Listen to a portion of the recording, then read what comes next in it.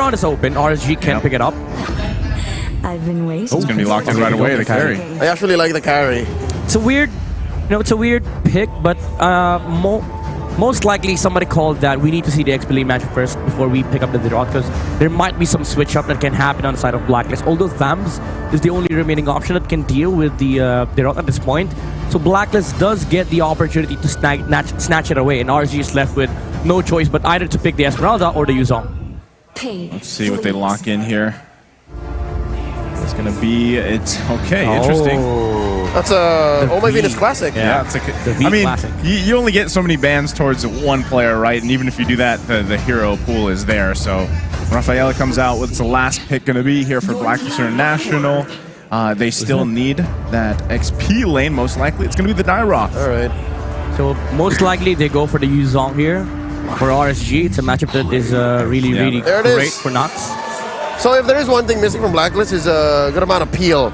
Yeah. If Wise doesn't get much stacks on his Barats coming in a team fights, even if they do have the cult altar taken by Hodge, it's not going to be enough. Hodge. I like the nickname. Hodge. Well, yeah, we typically, when we're over here, sometimes we say Hodge, sometimes we say Ed. So that might be up to you, Midnight, if you want to go ahead and use those or not. V then. V. Yeah. That works. Got it. Whichever you feel like doing, and here we Demon go. Kite's D. Or Kite. That's a little Kite, dangerous. Yeah, Kite's a little bit safer, so...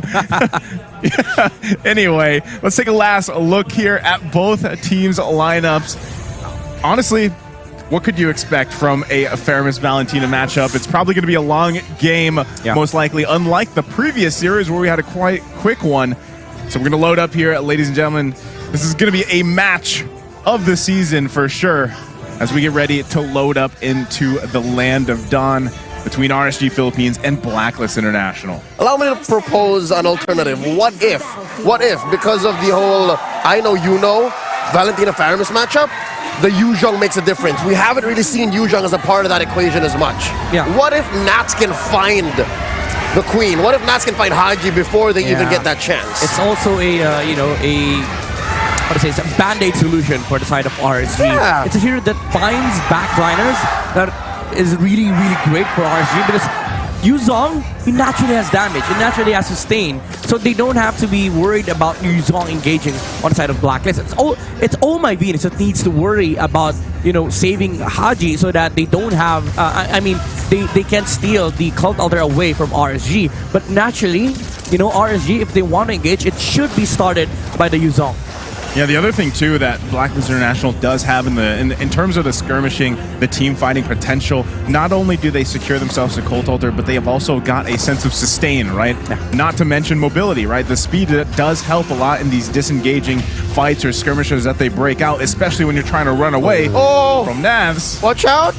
Should be okay. He's fine. Aqua's going to be there too to help him out. The other thing too is Demon Kite did roll. Hold on. Up top.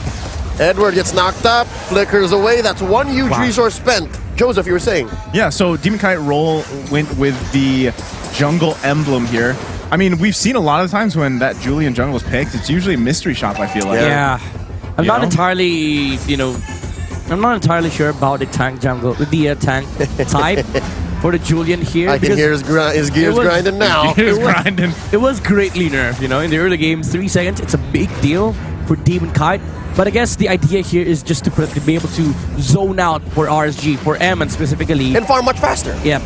But the main problem is that you don't have much damage compared to Blacklist International.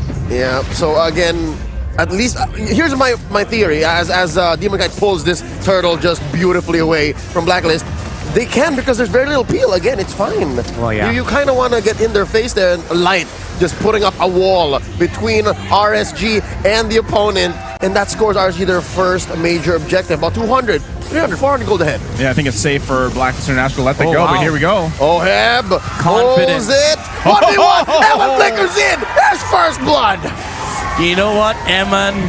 He knew that the Claw didn't have full stacks on the Art of Slavery, and he went in for that kill. And that not only lets Eamon recover, but he has made a significant effort to make sure that this gold lane is won for RSG. Now all eyes are on Nats. Hodge. They still I mean, they're putting a lot of pressure here on the gold lane, which is exactly what they should do. But yeah, like you just mentioned, Midnight, this gives a good upper hand already to Emon. And, you know, picking up the early item already.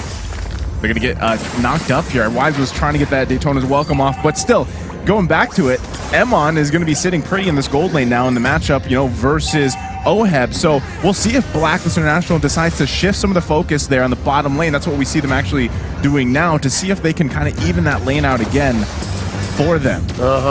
And now Wise, Mark is in. Wise has stayed here in mid a little too long for my taste. Yeah.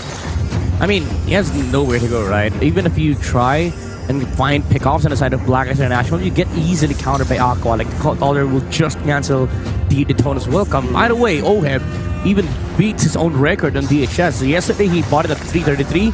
Even with the death that he got on against the carry, he was able to buy it at 330. Yep, Kill 1 is making bank. At least they have that for them. Oh, Nats! Liquor What's away. going on here? A 1v1 fight? Nats coming in, welcomed by 2, and he just turns around. He's like, yep, nope. Turns around. Come here, oh! I mean, at least he got the flicker out from Edwards, so, you know, they have that. The next turtle of the game is going to be coming up, too. So, right now, this could be just RSG Philippines possibly taking this turtle as well, but Blacklist International actually in a good position to contest this one. Here we go, that's 5 coming in with Edward very far off. Emon throwing it away. Wise scores this one with a clutch retribution. Fight continues. Way the dragon onto 1. There's an early cult altar from Blacklist. Haji pulls it. There's the knockup. V goes down. London Bridge is falling. Demon Kite pops his altar and they get a trade. What's that worth at Midnight? The queen for the turtle? I think for Blacklist International, you don't want that to happen again, because you're still facing a carry. You know, the carry in the late game is such a huge threat for Blacklist, considering that their main jungler, the main frontliner of this lineup, has so much HP. So that's something that you don't want to be doing if you're Blacklist. And if you're RSG, you're happy to take that threat. You're happy to give the turtle to Blacklist International to get fights like that.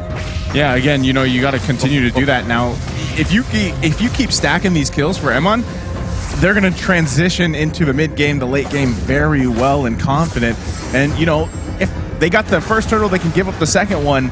The third one, again, I feel like that's where we're going to see really things kind of play out, especially with Emon. I hear what you're saying, fellas. It's not as easy, yes, because the kill went to Emon. Yeah. If it went to anyone else, maybe, but this turret, gotta say goodbye to this one. DK and Nats taking it down. Edward can say nothing.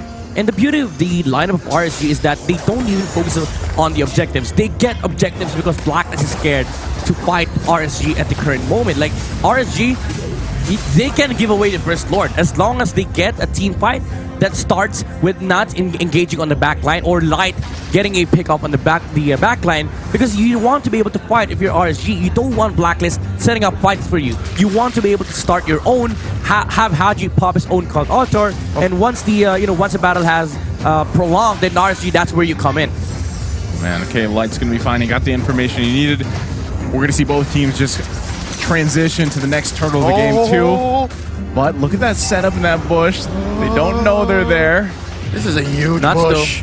Aqua's gonna be in trouble. Oh no! He pops an early cult altar. Emon throwing out those light wheels. And Demon Guy scores the turtle. They got a shield. They're gonna force the issue. Venus gets their cult altar pop. And they're still going. Haji dropping all the bombs. A lot of damage from this Valentina. They're backing off. They get a push off camera. Oh, I'm gonna clean up some damage. And they go ahead, go back to farming. Such an awesome sandwich play with RSG. Even though Blacklist had a fantastic idea on trying to burst on Aqua beforehand, Not in Demon Kite were positioned on the backside of the turtle. What's RSG thinking? They went for a concealed play. They're gonna catch the king here. And there's Zetna's welcome. Eating light, throw him into a wall. He gets knocked up. Rear throws and has chains. And Ammon secures another kill. It's 300.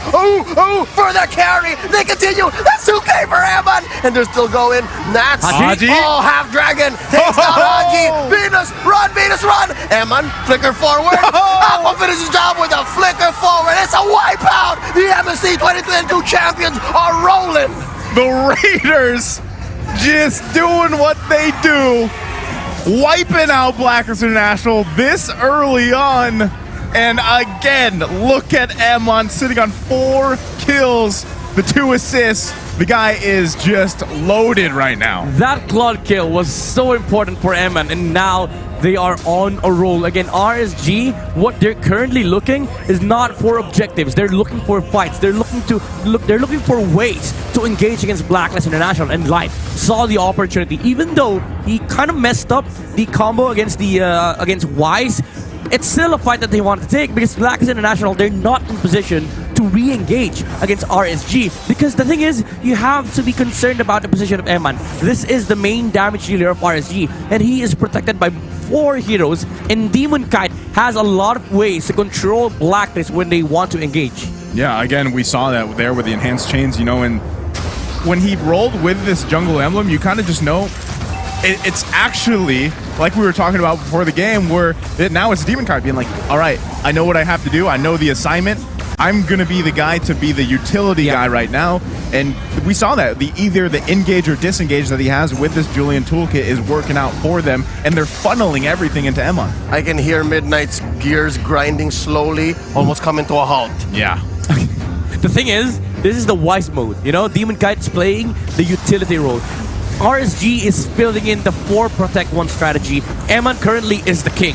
If Eman lives and we get to initiate fights, all Demon Kite has to do is control the re-engaging heroes on the side of Blacklist International. Anybody can be a target as long as we get the control on the back lines. Man, they are starving the king. Like and a kick! They hit him! Wise goes down! Eman gets another kill! Eman at 5-0! Light with he heard Midnight earlier. He's like, I'm not gonna mess up this one. Yep. Grabs it in a second. Even uses flicker back. Yeah. And just For style. Like they Style points, finesse points, whichever. And not to mention, they just gave it to Emon again, right? Yeah. So that's the thing though. If you're Blacklist International and you are able to get a kill on Emon, you shut him down. Does that really help you, Midnight? Well, if Oheb gets the kill, that's a different story altogether, because this Claude in late game becomes so massive. Like, if you think about how RSG picks up the Claude, it's just with Light. You know, it has to be some flicker play on Oheb, and then they have the burst damage, or Eman is in position to take the Claude out.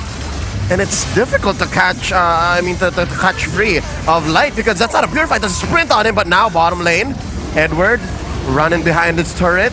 Blacklist with a good defense, they're all right. Yep. Oh, interesting too. I mean, Demon Kite just picking up the Divine Glaive here. So at this point, again, it's honestly, it's very clean for RSG Philippines, right? They grab what they can, even though that was just a normal Lord. They're still going to siege here. Also, the Flicker isn't available on Light just yet, so he can't really pull the trigger the way that he wants to. So he's got to wait a little bit longer here.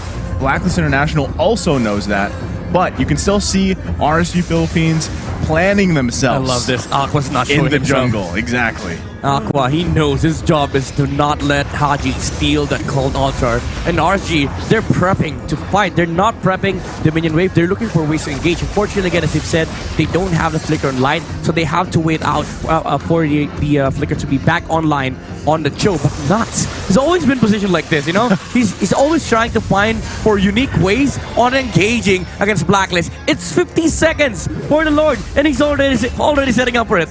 Right? Call me a prophet, but again, this is a Faramis Valentina game that hasn't seen much cult altars that hit both teams' members, right? Yeah. It's a Nats effect. I have to correct ourselves. It's not a tank Julian. It's a damage Julian. It's hybrid. This is the proper way of playing Julian at the moment. All right. So, Okay, so the gears have not been grinding. Yeah. not at all. Not at all. Not at Officially. all. All right, so it's jungle emblem to farm quick, to deal damage. Because you're up against a Barats. And he knows that he doesn't need to apply more damage, even though it's a damage Julian. He doesn't need the extra benefits from the mystery shop. From the emblem, what he needs is to be able to farm up faster on the early game so that he can match the momentum of Blacklist in the mid game. Yeah, and in effect, a lot of the farm is on Eman, but still, Demon Kite is miles ahead of the king. Look Speaking at of that which, damage. he's catching quite a bit of flack there. That was just Eman raining down on him, and it puts him almost half. Yep, although that's the ulti committed by the carry, still, the passive hurts coming up from Eman, and this is something that Blacklist has to be concerned about. The frontliner, the main frontline of Blacklist, cannot sustain the damage output of RSG. But I tell you, they're squishy. We still have Demon Kite. Mind you, the Genius One does help out in bursting the Barats when he uses that enhanced sword. And the Divine Glaive too. Yeah. DG on DK. That's a lot of abbreviations, right? Acronyms are always funny. There you go. And That's now why we have RSG and BLCk. Now RSG Philippines resetting the Lord here. Everybody that's just a kind of Uski. Uski. That's a Uski.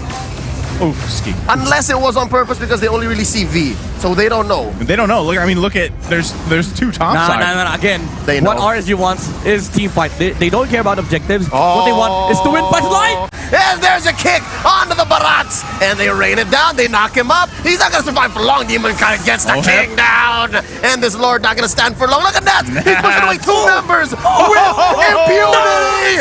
It's a double kill for Nasty. MPL Philippines. He's a 9 Grand Finals MVP.